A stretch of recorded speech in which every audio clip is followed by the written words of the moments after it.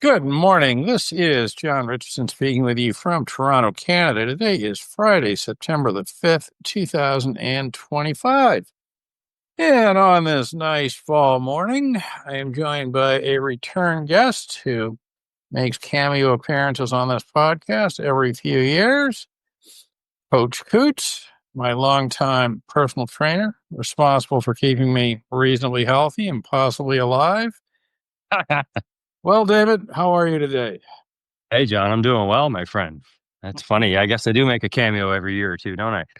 Yeah, well, I think it's been a while, but this is an extremely important one because you hit the big 4-0 mark, didn't you?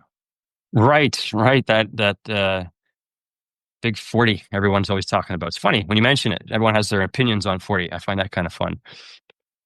And how do you feel at 40? I feel great. I feel like I'm in my 30s. This is still right. Obviously, very close to, and maybe things will be changing. But yeah, no, feel good. I realize that maintenance is exceptionally important. So I've been maintaining my health. All right. Well, as always, that's a great topic to begin with. So, so often, I mean, we do these podcasts very infrequently, but they are usually based on some part of our discussion this morning. Hmm. And, yeah, you made a very, very interesting observation that you have to, what did you say? I think it was that you have to stay strong to be strong. Yeah, Sounds simple. I know it sounds simple, but the way I sort of interpret that is that you need to, or at least the way I see it, that you need to have a certain level of physical fitness to get the most out of an exercise program. Then you said no, that basically, Mm. you can design a program for anybody. But what are your thoughts on that? Yeah, no, Let's start with somebody who like is in really, really bad shape. Okay. mm, yeah, Typical Toronto resident, sure. Well, you know what? 95. It reminds me of there's this legendary bodybuilder and trainer guy named John Meadows. He's recently passed away, unfortunately. But I remember asking him a question about that when I wanted to do some squats or whatever. He's like, "Well, with fitness and health and training, there's no exercise that you have to do." And so, if you get someone who's, you're saying baseline, maybe they're in a lot of pain, maybe they've, never done this before, there are still exercises they can do. And that's really what we want to focus on. That, and of course, choosing exercises that are best for their body, their function, their anatomy. But yeah, there's a world of exercises out there, millions and millions of variations and types of ways to train, isometrics, you name it. So everyone can start somewhere, but starting is the big part.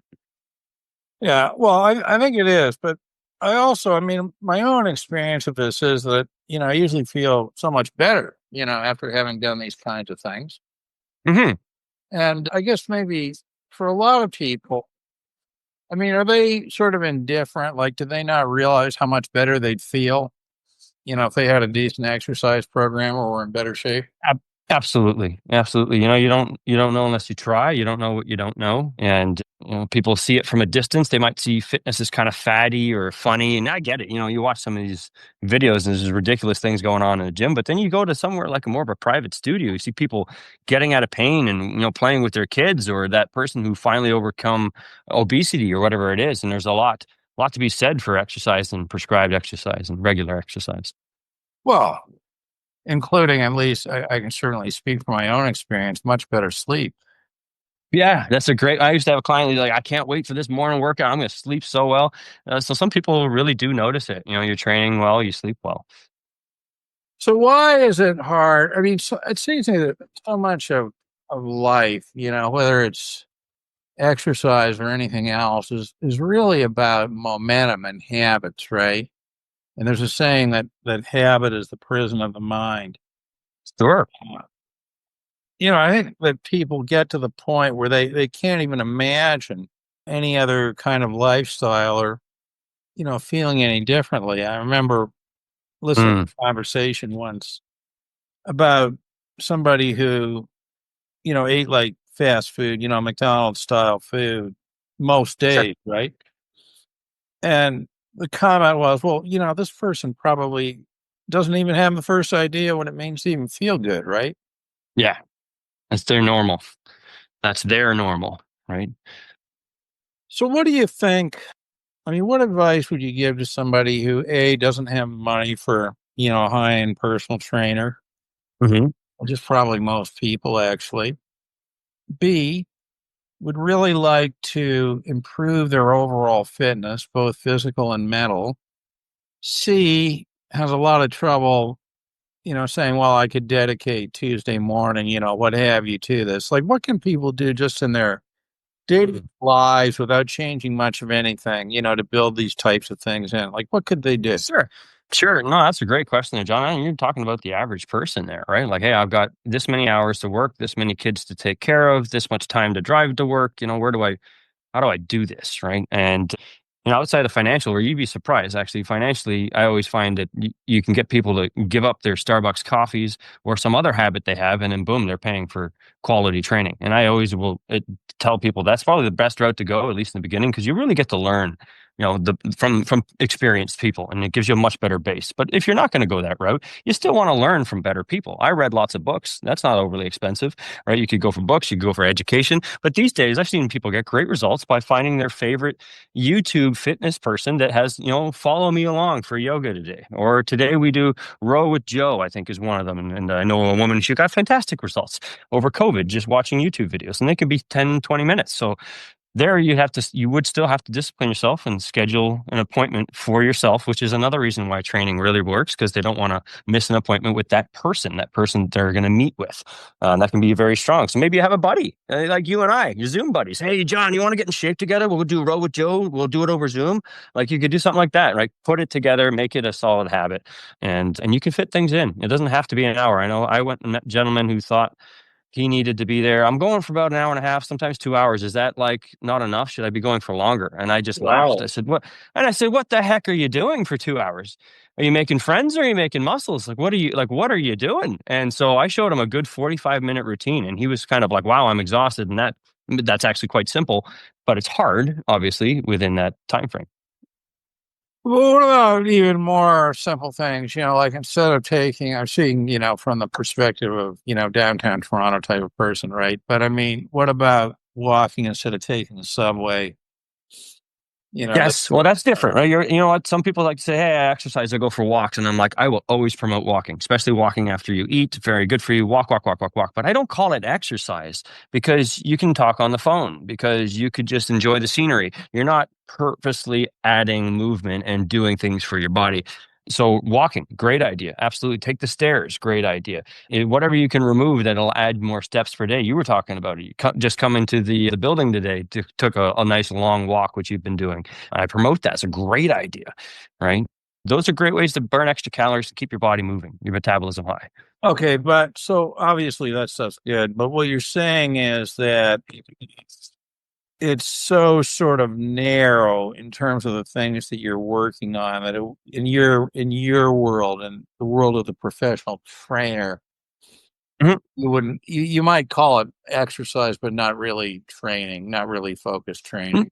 Exactly. Exactly. Do I want people doing it? Absolutely. I would never negate it to being like, oh, walking ain't doing anything. Make sure you're bench pressing. No, absolutely not. Walking kind of comes first, because we need to walk now. We need to walk when we're 90. Keep walking. But when we're looking at getting older, and maybe you're getting shoulder problems, or your head's falling forward, or you're sitting too often, so things are tight.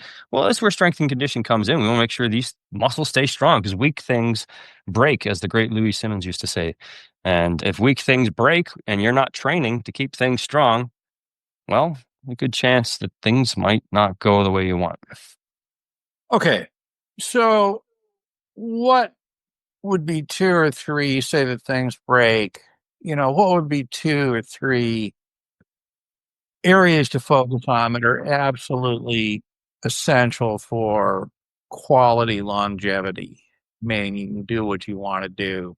Yeah. No, I think that's a great question. If I were to think of it right away, the first thing that comes to me is quality hip function, and a lot of times hip hinging. So using the glutes to squeeze your hips up and down. So some kind of hip hinge. If you're an advanced trainee, you might be doing a deadlift instead of like a hip hinge. Another one that you see a lot of, because of normally postural type things, people start to really lose function of their shoulder blades, right? And so getting function back to the shoulder blades, whether it's like simple things, passing over behind your head or doing some wire raises, little things like that, again, another area you should be focusing on. And then it's a bit of a tie. You're like, what are the top three? I don't know. It could be likely core. I would want to focus on some kind of, some kind of quality plank, at least for some rigidity. But then, it's hard to ignore the neck and the feet. That's why I'm saying it's tough to just take top three, because, if I said, hey, do these three, but this person, I didn't say neck, and they have a horrible neck, well, then I'm not technically doing them any service by not addressing that neck. But yeah, top three there. Go after your hips, functional shoulder blades, and maybe core or neck or feet. And So obviously, I mean, it is very obvious, except to somebody like me who never really thought about it. But I mean, all of these things are clearly connected. So let me give you a visual, okay? sure.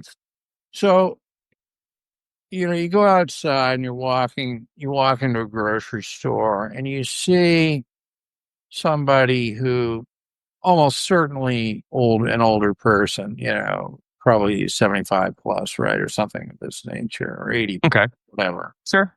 Sure. And you see that, completely hunched over, probably need a walker, to move with confidence. Mhm.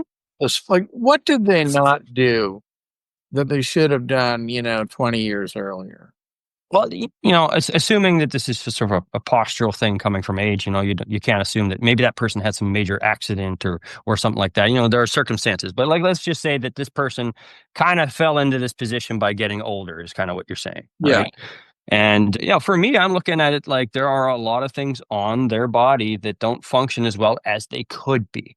And by improving that function on those areas, we can get them to stand taller. We can have them more confident in each step so they don't need a rocker or holder, right?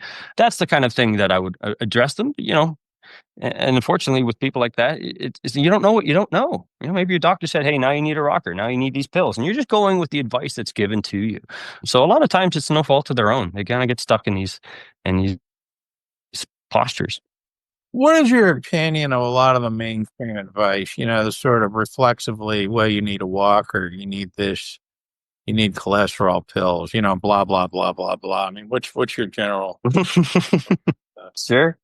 Oh, I'm a big believer that the body can heal itself, right? There's a wonderful lady named Barbara O'Neill who's like a natural in medicine and stuff like that. And she loves to say the body can heal itself when given the right conditions. And I believe that to be very true, whether it be with biology and chemistry in the stomach, the gut, and balancing the microbes in the gut, or whether it be, finding that hip angle that's too high and getting that hip angle back to what should be normal and now restoring proper function in their hips and their knees. The body does want to get back to a healthy, natural state. Just needs to be put in the right place, right? In the right position to do so. And how important do you think is sort of attitude, being able to visualize yourself in good physical shape? I think that's definitely important, right? Self-image is, it's not talked about enough, really. Obviously, is underrated, I would say. But yeah, having a good, solid self-image, a lot of it starts with that, right? If I get a client who may not have a fantastic self-image, well, my job will be to sort of help them, boost them. What else are you good at? What do you want to do in life? Who else are you good friends with? What are your special talents? And try and bump them up, right? Give them a sense of like, yeah, you're worth a lot. You're great. You're awesome, right? And then from there, they can get along with the process a lot easier. They feel happy about it. They feel like, yeah, this is going a good way. I feel happy, even though I haven't even got some results yet. I feel like, hey, my mindset's in the right place. So, I mean, the body doesn't work without the mind. So the healthier we get that mind going, the easier the physical process. Well, do you think, at the risk of oversimplification, that people tend to gravitate towards whatever their image of self is? I think that's kind of natural. Sure. Where that image comes from, I mean, whether you watch your favorite whatever it is on TV or your favorite magazine, we could create these, fake images to a certain degree sometimes. But sometimes this is the best thing. An image can be a vision. This is how I want to see myself, right? But yeah, and then there's the opposite coin where it's like, no, that's obsessive, that's crazy, right? So it does kind of depend. So, what I always find interesting about you, and I think I say this every time we do one of these sessions, is all these years, okay, that I mean, it really is a lot of years at this point. You seem to come at this with the same enthusiasm you always did. I mean, anybody could tolerate me for the number of years you have. I mean, I think really must be exceptional. Yeah. You're an awesome guy there, John. I know what you're talking about. No, it's always sort of the same answer, buddy. Is I have a passion for what I do, and I still enjoy I still practice what I do. I couldn't imagine giving this kind of advice and trying to tell people to sleep better or eat different or try different training. And I'm not doing any of it. I don't care about it, right? But I'm always doing it myself. So to me, it just sort of feels like I'm always sharing my experiences. Obviously, being a trainer, I have to cater things to people individually. That's part of the fun, part of the creative process. But yeah, it's always about giving.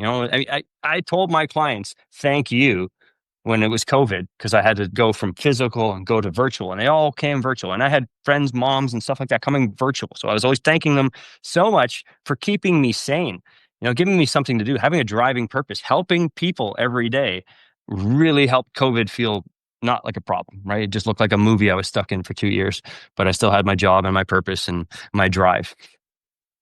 Very, very, very interesting.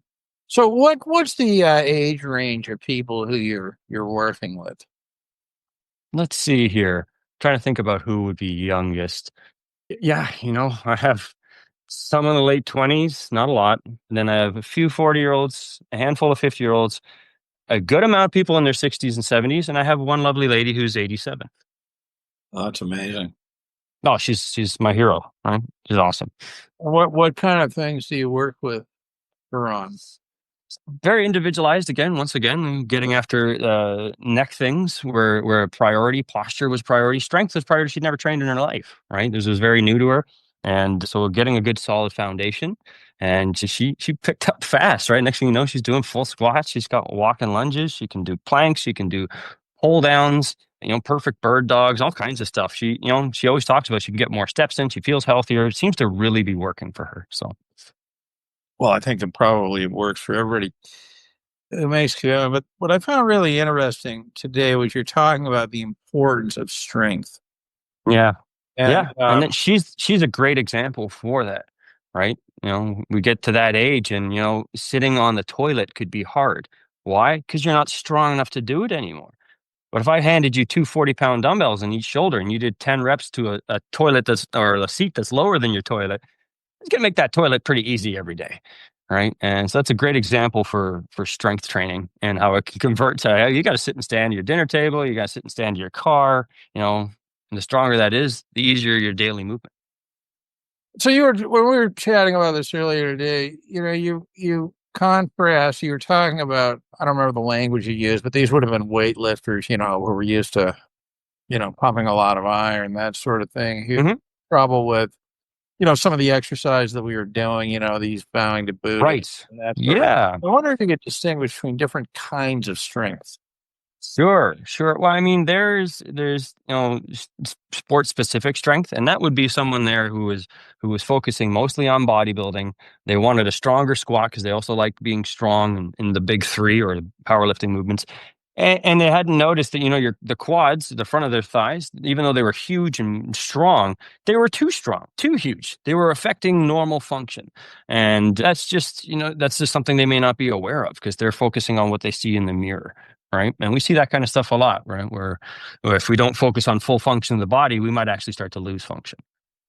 So the way I interpreted, I'll tell you how I sort of interpreted it as I was listening to you talk about that, was that a, strength is very important, right? And I think, everybody would, say, yeah, for sure. I mean, how could strength not be important? But when I got out of that, and tell me if I'm right or wrong, Hmm. strength would also be proportional, that you need, relative amounts of strength in every part of your body. Is that kind of accurate? Yeah, absolutely. Absolutely. One of the better examples I can give you there for some reason, guys, especially maybe not so much now, but years ago, would get up and do a ton of push ups, right? Push ups. I can do this maybe. I do push ups every morning. It's like, that's good, but what are you doing to balance out with your rowing, your retracting of the shoulder blades, right? Because that's very important. If you end up doing thousands of push-ups and your shoulders are 8 inches in front of your jaw, and your chest is so tight it could crack walnuts, now your shoulders behind you are probably overstretched and weak, and that balance is important, right? So if someone did a lot of push-ups and they did a lot of rows and pull-ups, they'd be good. Nice synergy of movement, right? So yeah, there's synergy to the body, right? You can overdo one muscle, you can overdo any muscle, right? And we do want to balance, right? And that's why I've always loved athletic training. That's what strength and conditioning is for, making sure this athlete is so balanced and strong that they're not going to get injured and they're at high performance, right? Yeah, I mean, it seems so obvious when you say it, but I must confess that I haven't really thought about this a great deal. No, it's for sure. This is not the average person's train of thought, but this is the stuff I want to deal with, right? So, and that's a great example because people do a ton of push-ups or too much bench press, and they get a lot of anterior slouching of the shoulders, and they create these tensions that could potentially become shoulder injuries, neck injuries, or spinal injuries, or whatever it might be. So what I'm hearing a lot about, both sort of in real life and in conversations with you, is the issue of the spine over time. Hmm, The issue of the sure. deterioration of the spine. What comments do you have about that? The spine's it holds close to my heart there, having my first blown disc when I was like 18 years old. So I had to understand the spine at an early age, but the spine is the whole body, right? Like anything the spine does differently will affect something. So that's why I always see it as, what are you doing to feed your spine? Right. Because if you're not affecting it to help with your upper back, that might affect your shoulders. If you're not helping the lower back, which is still your spine, you could end up with hip problems, low back problems. Your neck, also part of your spine. If it's not in the right place, you get up with neck injuries, bulge discs in the neck. So whatever the spine's doing is going to dictate what the rest of the body does. It holds all the nerves that create function. It is the puppet master, right? So if you mess with that and all of a sudden this side's not working or that one's twisted, so it's twisted the whole system, and it's like taking a Jenga block and twisting the bottom and it just twists all the way up kind of idea. It has a tremendous amount of importance for sure, for training purposes especially. So trying to get some kind of imaging here. So the spine would be the conductor of the orchestra. Yeah, I mean, obviously the brain, and more so, it's the one sending all the signals, but all of those pathways are flowing through the spine and into the arms or into the muscles and into the legs, right? Okay. And what sorts of exercises are easy, doable by anybody for the spine? Or the spine. That's a good question. That's the one that someone should listen to and take something from. It'd be something like this. Try to do things like bird dogs, right? That's definitely one of the best exercises you can do is a simple bird dog. Start easy. You want to be able to, be able to put like a water bottle on your back and it doesn't fall off because you're able to keep your back and your spine so straight when you lift your hands and your knees, right? That's probably one of the biggest ones would be to do the bird dog. Another one, believe it or not, would be some deep breathing. So you could do this seated in your chair. You could do this lying on your back with your legs up on a chair, whatever you want to do, but being able to expand the stomach, breathing in through nose and breathing all the way out like you're deflating a balloon completely, you're going to feel your core tighten. You're going to feel your abdominals tighten, your stomach muscles, your pooping muscles. Everything's going to squeeze. But believe it or not, that's really, really good. It helps with making sure there's a lot of spinal stability. You're going to get to some of those deep muscles that wrap around the spine. So yeah, another one there would be some really deep breathing. And the last one is I mentioned earlier, you talked about what movements are important. It would be glutes. Learn how to use your glutes. So just getting on your back and bending your knees and driving your hips to the ceiling, squeezing your butt up and down, focusing on being able to squeeze your butt up and down. That will help tremendously because the glutes are the largest muscle in the human body. But on top of that, they're the main stabilizer for the low back. So if you have small, weak butt cheeks, your back is at risk. That's interesting. It's obvious, but again, I don't think I've ever heard that before. No, and like I said, I had to learn this when I was 18, right? So, and most people won't ever think about that, right? But yeah, if you're sitting on your butt all day, it's kind of like sitting on your hand when it goes numb. Your butt cheeks get stupid and small and useless. And if you do that for too long and you never train them, then you've got other muscles compensating. And a lot of times the low back will be one of them. They're overworking, right? My God. Lots of moving parts. Well, it's just one of those things, right? We sit on it all day, but nobody really thinks about squeezing their glutes or squeezing them. I'm doing it right now. I'm not bouncing on a ball. I'm just squeezing my butt and I go up, squeeze my butt and I go up. And I did that all the time just to keep my back healthy, right? And so it seems weird, but just squeeze your glutes, right? We use it as a decompressive exercise with the exercise therapy. It's one of those movements to help with the low back. Just sit and squeeze your glutes over and over again, right? And of course, anybody could do that. I know that's the thing. It takes sometimes people are like, wow, I can't quite connect, and they get better and better at it. But that's the reason we have them doing it. Is because listen, you're having a hard time connecting to the largest muscles. You think that could be problematic? Oh yeah, for sure. Well, let's work on that, right? Oh my God. But what works the glutes in a fantastic fashion, it also helps balance the hips. The bowing to Buddha, right? Fantastic exercise for just about everybody. Not guaranteed, but depending where you're at, can be hard on the low back. But you've been doing them with some good success recently. Very helpful. Yeah, well, that's that's some evidence that I've gotten over my lower back problem for the summer. Yeah. Yeah, not being able to do them without issues, and then now being able to use your Well, hips, I just use your stopped glutes. doing them. I just stopped. Yeah. Well, we cut them out. I remember telling you, you asked me, so should I do these? I'm like, probably not right now. Like, why take the risk of aggravating your back? Right. Right. Very, very interesting. Yeah, it All is, right? I right. mean, for sure. What would you like to add here? So now I mean, my God, you're like literally over half your life. You started this when you were 18, right? Yeah, you're right. Yeah, 22 years as a trainer. Or no, Over 22 years of over fitness and half 20 your years of life, training. you've been doing this. That's incredible. And, Yeah. I think you should be congratulated for your commitment and all the people you've helped over the years. It's just doing my part. I want to contribute too. I'm part of this planet. I need to give my part, do my part Absolutely. for Yeah. sure. All right. Any final thoughts for today?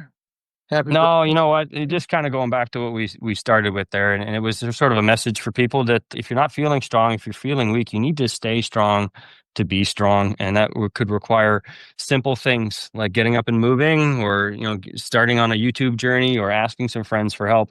But yeah, start strength training. Start making your body more resilient.